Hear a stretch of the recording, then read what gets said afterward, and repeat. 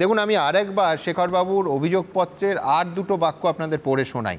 শেখরবাবু গত সোমবারের এই অভিযোগপত্রে লিখছেন, সেই সময় তাদের প্রভাব এতটাই প্রবল ছিল যে আমার প্রতিবাদ সত্ত্বেও তারা আমার কোনো কথা শোনেনি। এভাবেই এক গভীর ষড়যন্ত্রের মাধ্যমে আমার ইচ্ছের বিরুদ্ধে পানিহাটি শ্মশানে টিএমসি দলের নেতাদের দ্বারা আমার মেয়ের শেষকৃত্য সম্পন্ন করা হয়। সেদিন এই ঘটনা যখন ঘটছিল, অর্থাৎ 9ই আগস্ট 2024, আগাগোড়া এবিপি আনন্দ লাইভ সম্প্রচার করছিল। এবার আপনারা যেটা দেখবেন এবং শুনবেন সেটা শুধুমাত্র একজন মা এবং বাবার অসহায় আর্তি ছিল না, তার পেছনে ছিল গভীর রাষ্ট্রীয় ষড়যন্ত্র। কারণ এই ফুটেজেই দেখা যাচ্ছে গোটা ঘটনাটা ঘটাচ্ছে তৃণমূল নেতা এবং তার সাঙ্গপাঙ্গরা, তার সঙ্গে পুলিশ বাহিনীও। ফুটেজে পুলিশের সেই তৎপরতা এবং অভয়ার দেহ ছিনতাই একেবারে স্পষ্ট, দিনের আলোর মতো। দিনের আলোয় ঘটনা ঘটেনি, রাতের অন্ধকারে, কিন্তু দিনের আলোর মতো বোঝা যাচ্ছে। আরেকবার আপনারা দেখুন মন দিয়ে।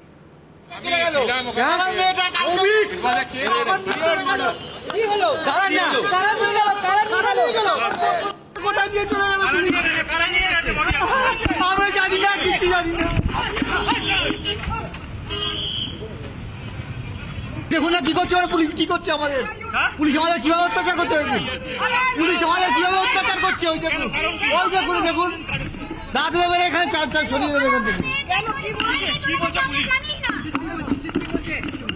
ডেড বডি নিয়ে চলে গেছে, ডেড বডি নিয়ে কোথায় চলে গেল? আমাদেরকে মেয়েটাকে মেরে ফেললো, তারপরে একাদ অত্যাচার আমাদের। অর্থাৎ লার্জার কনস্পিরেসিটা একেবারে স্পষ্ট, শুধু ধর্ষণ ও খুন নয়, পুলিশ জোর করে দেহ ছিনতাই করছে। অন্যদিকে একই সঙ্গে বিধানসভায় শাসক দলের তৎকালীন মুখ্য সচেতক এবং পানিহাটির বিধায়ক নির্মল ঘোষ দেহ দ্রুত দাহ করার ব্যবস্থা করছে দাঁড়িয়ে থেকে। এমনকি শ্মশানে আইন মেনে মৃতের কোনো নিকটাত্মীয়কে যে সইটা করতে হয়, সেই সইটাও রাজনীতিবিদরাও করে দিচ্ছে। ভাবা যায়। শেখরবাবু তার অভিযোগে এক জায়গায় লিখছেন, আমরা সেখানে উপস্থিত থাকা সত্ত্বেও আমাদের জোরপূর্বক শেষকৃত্যের কাগজে স্বাক্ষর করতে দেয়া হয়নি। আমাদের অগোচরে এবং অনুমতি ছাড়াই তারা সমস্ত নথিপত্রের কাজ সম্পন্ন করেন। পরবর্তীতে আমি জানতে পারি যে সঞ্জীব মুখার্জি নামে এক ব্যক্তি ঘাট সার্টিফিকেটের তথ্য প্রদানকারী হিসেবে স্বাক্ষর করেছিলেন, যিনি আমাদের কাছে সম্পূর্ণ অপরিচিত ছিলেন। আমার পরের বক্তা অনিকেতের কাছে আমার প্রশ্ন থাকবে, এবার কি অবশেষে এই বৃহত্তর ষড়যন্ত্রের আসল চেহারাটা সামনে আসতে পারে? অনিকেত, যেটা বলার সেটা হচ্ছে যে এই যন্ত্রণা নিয়ে তো আমরা বিগত 2 বছর কাটিয়ে দিলাম, 2 বছর পূর্ণ হলো। এখন আজ যে ঘটনা আমরা শুনতে পাচ্ছি, পানিঘাটির বিধায়ক তিনি গ্রেপ্তার করেছে, পুলিশ গ্রেপ্তার করেছে, সিবিআই কিন্তু এখনও গ্রেপ্তার করেনি। তাহলে পুলিশ প্রাইমা ফেসি পাচ্ছে, গ্রেপ্তার করছে, কিন্তু সিবিআই প্রাইমা ফেসি পাচ্ছে না বা গ্রেপ্তার করতে পারছে না। এটা একটা অদ্ভুত রসায়নের জায়গা। তাহলে দেখুন, বৃহত্তর ষড়যন্ত্রের কথা আমরা বারবার বলেছি। আমাদের মূলত দুটো জিনিস, 3টে জিনিস রাখতে চেয়েছি, যে একাধিক ব্যক্তি ঘটনায় জড়িত, এদেরকে অ্যারেস্ট হওয়া উচিত, এভিডেন্স টেম্পার এবং ইনভেস্টিগেশন হাসাপ হয়েছে, সিবিআই তার প্রাইমারি চার্জশিটে পরিষ্কারভাবে বলেছে সাপ্লিমেন্টারি চার্জশিট দেওয়া উচিত। 3 আইপিএসকে সাসপেন্ড করেছেন, এই 3 আইপিএসকে সাসপেন্ড করেছেন তদন্তের গাফিলতির জন্য। তাহলে তাদেরকে নিয়ে প্রাইমারি রিপোর্ট কি আসছে, কি ভাবছেন তাদেরকে নিয়ে, তাহলে তাদেরকে তদন্তের আওতায় আনবেন, শাস্তি দেবেন কি দেবেন না। আজকে নির্মল ঘোষ অ্যারেস্ট হয়েছে, সেদিনের কথা যদি সুমন্দা আমরা মনে করে দেখি, 9 আগস্টের ঘটনা, তাহলে যখন ডেড বডি বেরিয়ে যাচ্ছে তখন ওই কলেজের প্রিমিসাসের CP Vineet Goel, additional CP, DC north, পুলিশের অসংখ্য কর্তা ব্যক্তি, স্বাস্থ্য ভবনের কর্তা ব্যক্তি, মেডিকেল কাউন্সিলের কর্তা ব্যক্তি, তৃণমূলের ছাত্রনেতারা সবাই প্রেজেন্স আছে। তাহলে আমি ছাত্রনেতাদের কথা ছেড়েই দিলাম যে তারা কোনো একটা রাজনৈতিক অঙ্গুলি হেলনে কাজ করছে, কিন্তু স্বাস্থ্য ব্যবস্থা এবং পুলিশ ব্যবস্থার যারা হায়েস্ট পাওয়ার, হায়েস্ট মাথা, তারা প্রেজেন্স আছে। সেই প্রেজেন্সে থেকে নির্মল ঘোষের মতন একজন বিধায়ক তিনি মনে করছেন যে হ্যাঁ, তাড়াতাড়ি বডিটা আমি পুড়িয়ে দেওয়ার কথা ভাবতে পারি। তাহলে এইখান থেকে যদি, এটা তো দিনের আলোর মতন সেই দিনেই পরিষ্কার যে এর পিছনে বৃহত্তর ষড়যন্ত্র আছে। তাহলে এই বৃহত্তর ষড়যন্ত্রের জন্য আর কত চোখের জল আমাদেরকে ফেলতে হবে, আর কত মিছিল মিটিংয়ের প্রয়োজন আছে। আপনি দেখালেন অভয়ার বাবা মার কথা, কাকু কাকিমার কথা, তাহলে কত দিন বা কত সময় পেরোতে হবে তবে আমরা বলতে পারবো যে হ্যাঁ, সত্যিকারের বৃহত্তর ষড়যন্ত্রের হয়েছে। আমার এখানে যেটা আজকের দিনের দেখো ওনারা ওই 7:45টার সময় বলছেন যে পুলিশ দেহ ছিনতাই করেছে, মানে আমি বলছি এটা কিন্তু আফটার থট নয় কোর্টের ভাষায়, না, একদম এটা তাই। একদম ওইখানে না, ওরা না, বুঝতে এটা- পারছেন, উপলব্ধি করছেন এবং কার্যত আর্তনাদ করছেন। একদম তাই। তাহলে সেদিন যারা ওই আরজিকর মেডিকেল কলেজের প্রিমিসেসে আমরা প্রেজেন্ট ছিলাম, আমরা তো দেখেছি মানে স্বাস্থ্য ব্যবস্থার কর্তৃপক্ষ যারা, পুলিশ ব্যবস্থার কর্তৃপক্ষ যারা, হায়েস্ট বডি প্রেজেন্ট আছে, এরপরও এই ধরনের ঘটনা ঘটতে পারে কি করে? আমার আজকে যে কথা আপনার সংবাদ মাধ্যমের সূত্র ধরে বলতে চাই, 2 বছর পেরিয়ে যাওয়ার পরেও দেখুন তখন সিবিআই তদন্ত হচ্ছিল, কিন্তু সিবিআই যে অপদার্থতার নজির রেখেছে এটা আর বলার কথা নয়। সবচেয়ে সহজ ভাষায় আমি যেটা বলি যে ক্লাস 4-5-এর বাচ্চাদেরকে যদি ইনভেস্টিগেশন করতে দিতে হয় তাহলে যে ইনভেস্টিগেশন হয় সিবিআই ঠিক সেই ইনভেস্টিগেশনটি করেছে। এই কথা থেকে আমি যেটা বলতে চাই, যেটা আমার রাজ্য প্রশাসন এবং সবার কাছে প্রশ্ন হচ্ছে সেটা কি ইচ্ছাকৃত? না, সিবিআই তো মানে এই ট্র্যাক রেকর্ড তা বলে না। একদমই তাই। তাহলে একটা এমন কেস যে কেস তারা 6 দিনের মধ্যে পাচ্ছেন, 5 দিনের মধ্যে পাচ্ছেন, এমন তো সিবিআই এর অনেক ট্র্যাক রেকর্ড আছে যারা 1 বছর 1.5 বছর পরে পেয়েছেন সেই কেস তারা সলভ করছেন। তাহলে সিবিআই তো অপদার্থতার জঘন্য নজির রেখেছেন। আপনি একটা শব্দবন্ধ ব্যবহার করেছেন, এই শব্দবন্ধ আমি রাখতে চাই আজকে, সেটা হচ্ছে সদিচ্ছা। তাহলে রাজ্য প্রশাসনের দিক থেকে যদি আজকে আমি দেখি সিবিআই যে অপদার্থ, এটা দিনের আলোর মতন পরিষ্কার, এটা নিয়ে আর বেশি বিশদ আলোচনা করার প্রয়োজন নেই।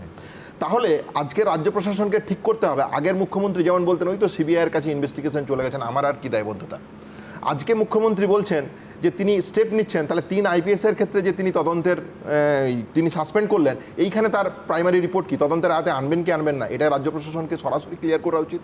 এবং এই যে তৎকালীন মুখ্যমন্ত্রী, আগের মুখ্যমন্ত্রী বলতেন সিবিআই চলে গেছে আমি আর কি করব, তাহলে আজকে যদি তিনি বলেন যে হ্যাঁ আমার সাংবিধানিক লিমিটেশন আছে, তাহলে বাংলার মানুষ কোথায় যাবে? তাহলে রাজ্য প্রশাসনের কাছে আমার বিনীত অনুরোধ থাকবে যে 2 বছর পেরিয়ে গেল, এরপর কাকু কাকিমা দিনের পর দিন চোখের জল ফেলছে, অভয়ার আন্দোলনকারীরা দিনের পর দিন মিছিলের মাধ্যমে তাদের প্রতিবাদের জায়গা তারা তুলে ধরছেন।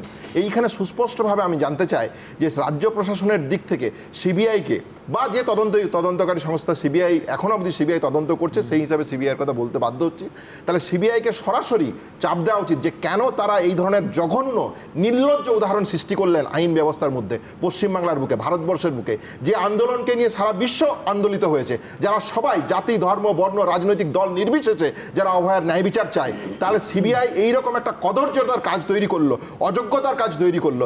এইখানে রাজ্য প্রশাসনের সরাসরি ইন্টারভেন করে সুনির্দিষ্ট তদন্ত করে এবং সত্যি উদ্ঘাটিত করা উচিত। 9 এবং 14 আগস্ট ঠিক কি ঘটেছিল, কেন এই ধরনের ঘটনা ঘটানো হলো, এর পিছনে মোটিভ কি ছিল, এইটা সরাসরি সামনে আসা উচিত। তুমি বলে আমার আমি একটা শব্দ বন্ধ বললে, আরেকটা শব্দ বন্ধ আমি ব্যবহার করেছি রাষ্ট্রীয় চক্রান্ত। কেন বলেছি?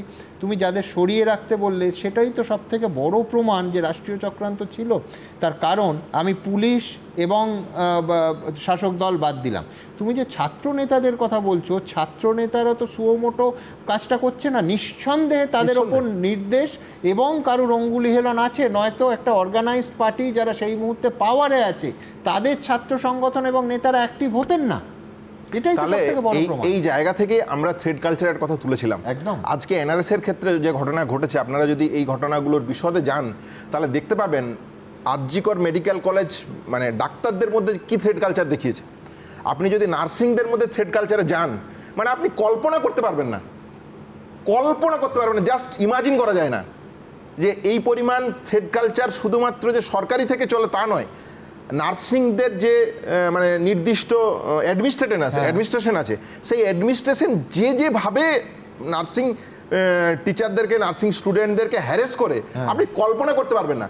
আজকে স্বাস্থ্যমন্ত্রী এনআরএসে গিয়েছেন, তিনি যদি নার্সিং স্টাফদের সাথে বসেন বা বিভিন্ন যারা আছে নার্সিং স্টাফদের সাথে আলোচনায় বসে, কি অমানবিক কার্যকলাপ অ্যাডমিনিস্ট্রেশনের পক্ষ থেকে নেওয়া হয় এবং যেই পরিকল্পনা স্বাস্থ্য ব্যবস্থাকে কেন্দ্র করে আসে চাপিয়ে দেওয়া হয় শুধুমাত্র এই নার্সিং স্টাফদের উপর, দিনের পর দিন এই বার্ডেন। ফলে আপনারা আরজিকর মেডিকেল কলেজ কেন্দ্র করে থ্রেড কালচারের মধ্য দিয়ে অভয়ার ঘটনা শুনেছেন, আপনারা যদি পরে রিপিট হচ্ছে এনআরএস এ, তুমি যা বলছো, আমি বলছি যে এই খুনের বা আত্মহত্যার পেছনে বা অস্বাভাবিক মৃত্যুর পেছনে কি আছে আমরা জানি না, কিন্তু আমি বলছি এইটা যদি হয় তার মানেটা একটাই, ব্যাধিটা সারেনি না, একদমই সারেনি, বরঞ্চ মানে সামগ্রিকভাবে পুরো সিস্টেমটাকে কবজা করে গেছে।